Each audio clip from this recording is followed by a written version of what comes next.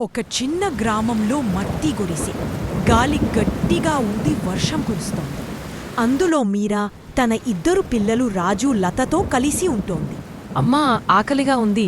మెరుపు చాలా భయంకరంగా ఉంది. అమ్మా, బయటకు వెళ్ళొద్దు, ఇక్కడే ఉండు. నా పిల్లలారా, మీరు లోపలే ఉండండి. నేను ఏదైనా తినడానికి తీసుకొస్తాను. కాని బయట చీకటి.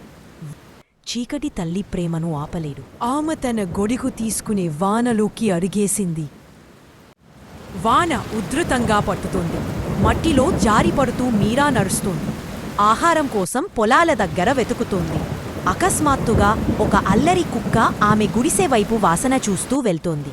ఆమె గుండె గట్టిగా కొట్టుకుంది. అది పిల్లల దగ్గరికి వెళ్తే ప్రమాదం. వెంటనే చెట్టు వెనక దాక్కుంది. గుడిసెలో పిల్లలు ఒంటరిగా వణుకుతున్నారు. అమ్మ, ఎందుకు ఇంతసేపు? నేను బయట చూసి వస్తాను. వద్దు రాజూ, అమ్మా చెప్పింది కదా. కాని రాజు తలుపు దగ్గర చూశాడు. అతను షాక్ అయ్యాడు. లతా, పాము మన గుడిసెలోకి వస్తోంది. మీరా ఒక ధాన్యం సంచి పట్టుకుని వస్తోంది. అప్పుడు ఎవరో కేక వేశారు. మీరా అద్దయ్య, మీ గుడిసె దగ్గర ఏదో కదులుతుంది, త్వరగా వెళ్ళండి. మీరా గుండె ఉరకలు వేసింది. ఆమె సంచి వదిలేసి మట్టిలో బట్టలేక పరిగెత్తింది. పాము తల ఎత్తి పిల్లలపై విరుచుకుపడబోతోంది. ఆ సమయానికే మీరా లోపలికి దూసుకొచ్చింది.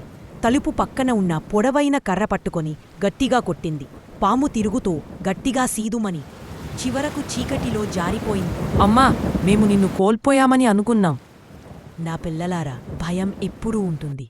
కాని మనం కలిసే ఉంటే ధైర్యం మరింత బలంగా ఉంటుంది. ఆ రాత్రి వర్షం తగ్గింది. మీరా తన చీరతో పిల్లలను కప్పి దగ్గరగా కూర్చోబెట్టింది. వానలు వస్తాయి, జంతువులు వస్తాయి, అనారోగ్యం కూడా వస్తుంది. కాని ప్రేమ, ధైర్యం ఉంటే మనం ఎప్పటికీ నిలబడగలం. తరువాతి ఉదయం సూర్యుడు మృదువుగా గుడిసెను ప్రకాశింపజేశాడు. అమ్మా, మాకు నేర్పించు, నీలా బలంగా మారడం ఎలా అనేవి. అవును అమ్మా, మేము ఇక భయపడమే. అయితే నిలబడండి నా పిల్లలారా, మీకోసం లోకం ఎదురుచూస్తుంది. అలా ఆ చిన్న కుటుంబం కొత్త ఉదయాన్ని ఎదుర్కొంది. వాన వెనక మిగిలిపోయింది, కాని ధైర్యం ముందుకు నడిపింది.